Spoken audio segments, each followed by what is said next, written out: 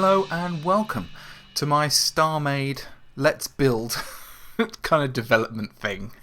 I don't know. I started the other day making a little drawing, a little sketch, and it turned into a larger and larger design. And I thought, well, let's keep drawing, and I'll show you a little couple of pictures of the design I drew in my sketchbook. And I thought, wouldn't it be great to kind of design that kind of classic 1950s or kind of an imagined 1950s flying saucer, we're kind of with a kind of glass dome on top, and then kind of little domes underneath as well. And those little domes underneath, I was thinking, well, they could contain kind of, it's all about beaming things up, isn't it? So in those, I'm gonna actually put the salvage beams underneath there. And then in the glass dome, I'm going to be putting some, that's where all the weaponry is going to be, and it's going to be all automated kind of weapons. So we're going to have, hopefully, fingers crossed if it works, we're going to have little turrets, loads of little turrets all kind of within the glass dome, and then a kind of a pilot seat up there as well. And then we're going to have shields and generators, lots of lovely generators packed in the underside here, and you can kind of see the little square blocks ready and waiting for me to kind of to build all that kind of stuff in there.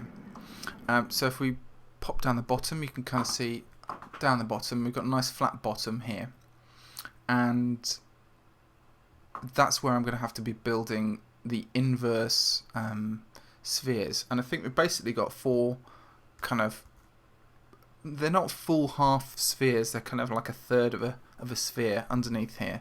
So basically kind of one there, one over there, one here and one over there. And I'm probably going to be building them in a kind of white plex lights. And then inside them is going to be our salvage beams. And we'll probably be doing a kind of 3x3x3 salvage beam with a little pokey bit coming out. And then let's go top side. So that's kind of basically it. And then I think within the structure, I'll be putting all the engines, basically all the thrusters will be along these lines here. So that's how we're gonna. There's some rogue, some rogue plexiglass that's sneaking in there. So the thing that's hurting my brain at the moment is just spheres and kind of copying spheres. But I've got a couple of useful websites that have been helping me kind of figure out how to do spheres and how to kind of imagine them. And I've so that's how I'm doing it really. It's not a perfect sphere. It's slightly ellipsoid as well. So just to make my life a little bit harder. So it's longer this way than it is wide. So basically, it points in that direction, as you can see, and then I don't know what I'm gonna do basically up here. I'll basically try and get in at the top, although these are the entrances. So it's got a four-way main corridor down the middle. These are where I'm going to have my computers. There's the ship core, and I'll probably have computers and stuff like that around here, and then either make some of these some rooms, but it depends on energy requirements and what on earth, kind of how things work out in the end. So we'll see, and we may make it stealth as well. So who knows? Who knows what happens? So this is my first real major big build. So I'm kind of nervous, but we'll see. We'll see how it all pans out. There's another little ship over there that I built the other day. Kind of experimenting with shape and kind of where you can hide things. So that's kind of what inspired me for this ship as well. I kind of want to make it see what it looks like once it's been designed on paper, and then seeing how that transfers over into kind of into the world of voxels. And it's pretty darn tricky, I tell you that.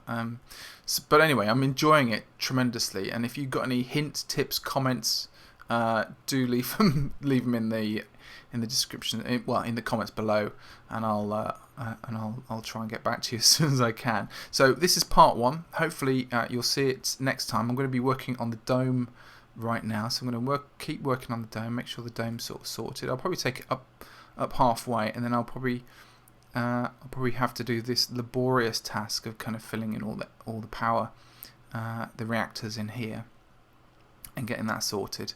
And then the thing I suppose I'm most nervous about is the four things underneath, because I'm not too sure how the X, Y, and Z stuff will copy everything over. So we shall see. I might have to do it in each quadrant.